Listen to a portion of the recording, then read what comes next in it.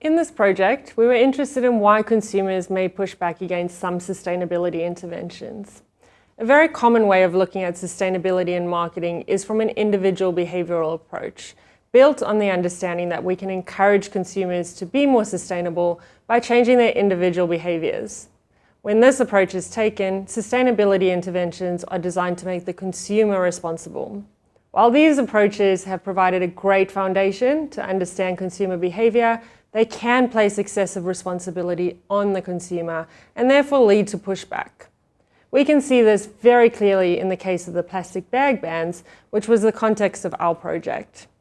Prior to the ban, majority of consumers surveyed showed very strong support for the intervention. But once it was implemented, they became very angry and frustrated and resisted the ban they had initially been favourable of.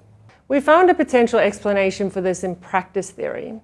Practice theory shows that everything we do is not one individual behaviour, but a practice made up of materials, skills or competences, and meanings.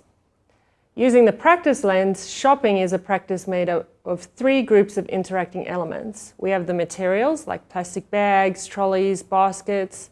Skills, we need to carry out the practice, like how to efficiently carry and load groceries into the car if we don't have bags.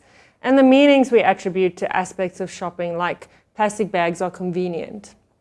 In essence, we consume plastic bags or something like water or electricity, not for the sake of it, but because they are part of the social practices that make up our lives.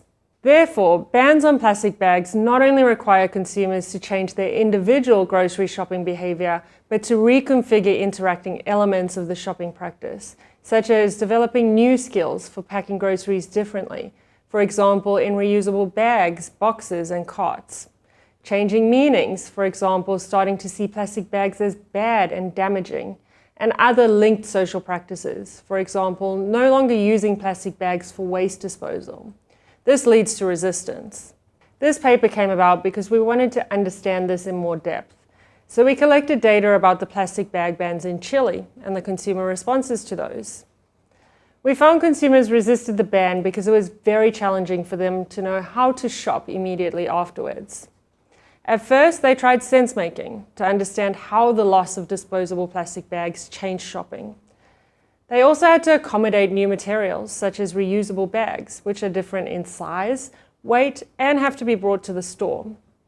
And they had to stabilize a new version of shopping with these changes in mind. Consumers not only found it difficult to be good shoppers in this changing environment, but they also engaged in battles about who should be responsible, or in other words, who should carry the weight of the intervention. They also experienced unsettling emotions, frustration, anger, shame when they forgot to bring their bags.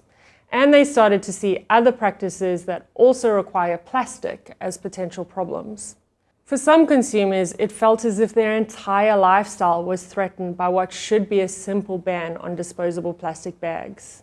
All of these challenges distracted consumers from the sustainability goal of the intervention, delaying the required social buy-in and caused them to resist the ban. So how can we reduce or manage this resistance? We have to design sustainability interventions thinking of sustainable consumption as embedded in broader social practices. When designing sustainability interventions, we should first identify the focal practice being targeted and which element will be disrupted. Is it the materials, skills, or meanings that the intervention is targeting? We can then work to ensure there are alternative materials, opportunities for skills development, or new and consistent meanings. We then want to make sure we distribute responsibility for the change to not only consumers, but also retailers, government actors, and even those responsible for ensuring appropriate infrastructure and communicating the change, giving everyone a role. We then need to determine the potential emotional reactions to the ban. There are a lot of negative and positive emotions consumers may express.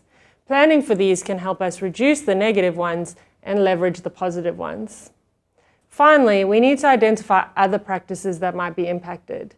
These include tightly linked practices that involve the bag, like waste or storage, and loosely linked practices that involve different types of plastic. So we design interventions that reduce resistance at the outset. Then we must work to minimize resistance as it emerges. First, we need to help consumers refocus their sense-making. If they show tensions or lack focus, there are informational and educational things we can do to help them refocus. Second, we need to encourage the accommodation of the change. If consumers, for example, question the motives and responsibility of others, we can help them with other alternatives and in the process remind them that others share the burden. Finally, we need to accelerate the stabilisation if it isn't happening on its own. If there are signs of discomfort or hesitance, we can, for example, demonstrate the commitments of others to the cause, support mastery with gamification, and remind consumers with clear and consistent communication. This way, we can reduce consumer resistance before and after the implementation. So, considering social practices when designing and implementing sustainability interventions can help manage and reduce this pushback, ultimately leading to more successful interventions.